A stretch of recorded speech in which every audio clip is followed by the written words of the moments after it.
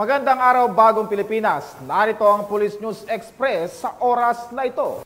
Sa tuloy-tuloy na kampanya ng pulisya kontra iligal na droga, mahigit 6 na milyong pisong halaga ng dried marijuana leaves at stock ang nakumpiska mula sa 2 individual sa sinagawang checkpoint ng PNP sa Kalinga.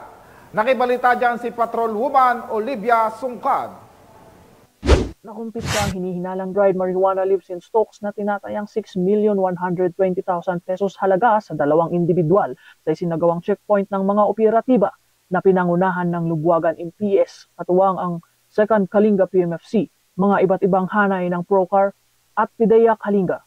Sa Lubwagan Kalinga, nito lamang ika-21 ng Setyembre, taong kasalukuyan.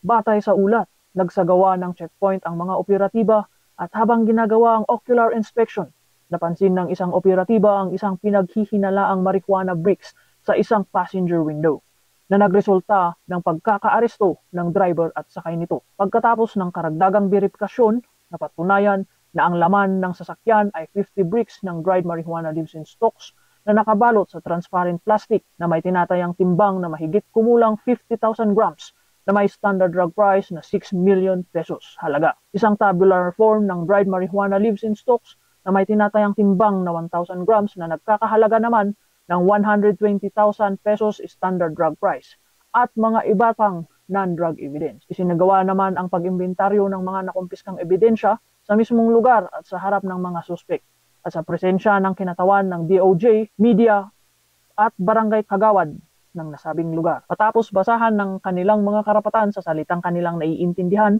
dinala ang mga suspek kasama ang mga nakumpiskang ebidensya sa tanggapan ng pulisya para sa tamang dokumentasyon at wastong disposisyon.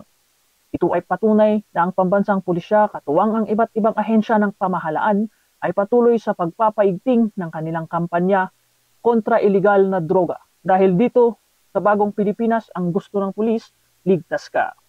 Mula dito sa Cannon Road, Baguio City, ako ang inyong PNN correspondent, Patrolman Sungkad, alagad ng batas, tagataguyod ng Balitang Pulis. Maraming salamat sa Patrolman Sungkad. At para sa iba pang napapanahong balitang pampulisya, laging tumutok sa Police News Network, alagad ng batas, tagataguyod ng Balitang Pulis.